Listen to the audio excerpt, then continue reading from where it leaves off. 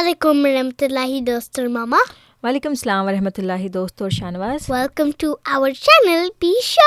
Today I'm going to read you a story from Hazrat Bilal رضی اللہ تعالیٰ عنہ. پیارے بچوں، جیسا کہ آپ جانتے ہیں کہ ہم نے یہ کتاب حضرت بلال رضی اللہ تعالیٰ عنہ کے بارے میں شروع کی ہوئی ہے اور ہمیں امید ہے کہ آپ نے اس کی پریویس ویڈیوز دیکھ لی ہوں گی. شانواز، آج ماما آپ کو اور ہمارے پیارے بچوں کو جو پارٹ پڑھ کے سنائیں گی، اس کا ٹائٹل ہے اپنے آقا کے قدموں میں.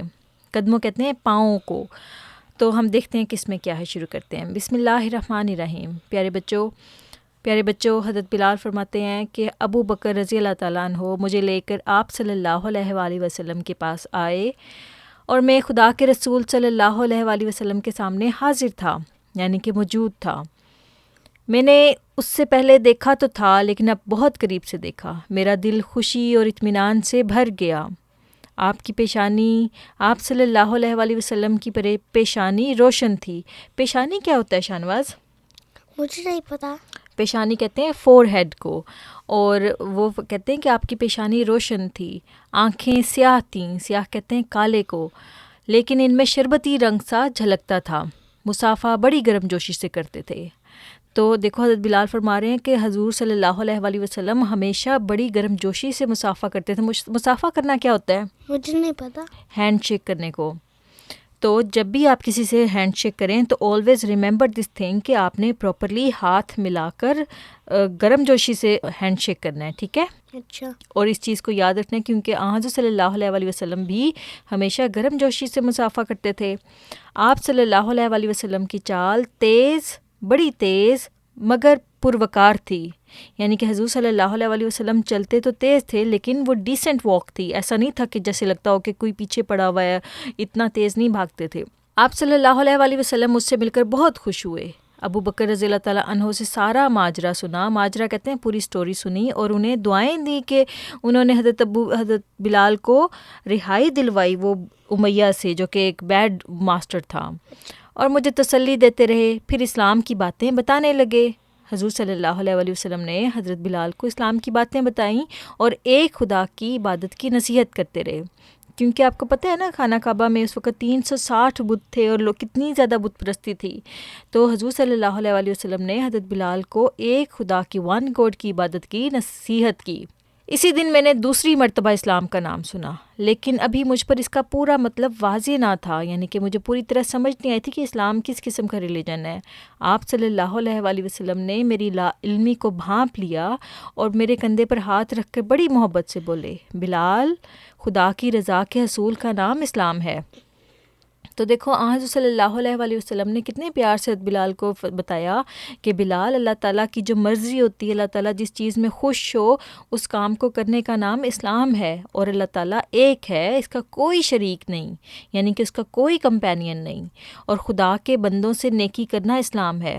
تو یعنی کہ اللہ تعالیٰ کے جو بندے ہیں، یعنی کہ اللہ تعالیٰ کی جو ساری کی ساری مخلوق ہے، ان کے ساتھ نیکی کرنا اور اللہ تعالیٰ کے بندوں کے ساتھ نیکی کرنا بھی اسلام ہے.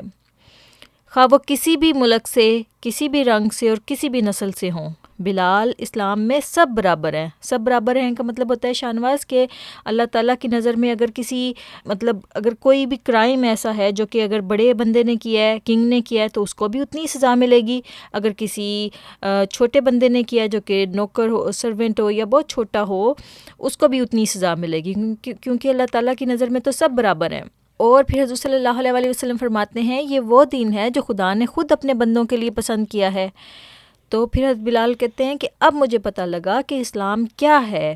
اسلام میرا دین اور محمد صلی اللہ علیہ وآلہ وسلم میرے آقا تھے. آقا کا مطلب کیا ہوتا ہے؟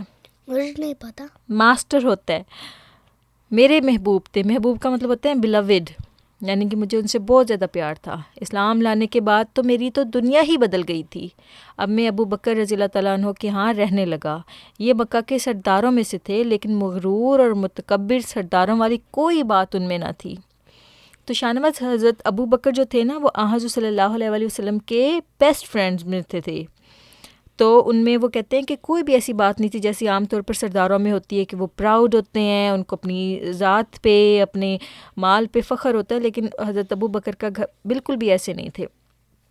ان کا گھر بھی کوئی اتنا بڑا نہیں تھا، رہنا سہنا بہت سادہ اور بے تکلف تھا، باتوں میں بڑے دھیمے اور مزاج کے نرم سے تھے، جس سے بات کرتے اس کا دل مو لیتے۔ آپ مکہ کے کامیاب اور خوشحال تاجروں میں سے تھے، لیکن اپنا مال دوسرے سرداروں کی طرح جوئے اور شراب اور دوسرے برے کاموں میں ضائع نہیں کرتے تھے۔ رسول اللہ صلی اللہ علیہ وآلہ وسلم کے بچپن کے دوست تھے، یعنی کہ چائلڈ ہوڈ فرینڈ تھے، لیکن عمر میں چھوٹے تھے۔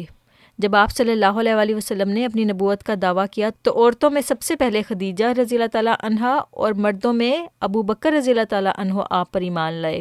جس وقت آپ مسلمان ہوئے تو آپ کے پاس 40,000 درہم تھے، یہ بہت بڑی رقم تھی، اور جیسا کہ میں پہلے بتا چکا ہوں کہ آپ اپنا مال نیکی کی راہوں پر خرچ کیا کرتے تھے اور ان غلاموں کو خرید کر آزاد کراتے تھے جو مسلمان ہو جاتے اور جنہیں ان کے کافر اور ظالم مالک مارا پیٹا کرتے۔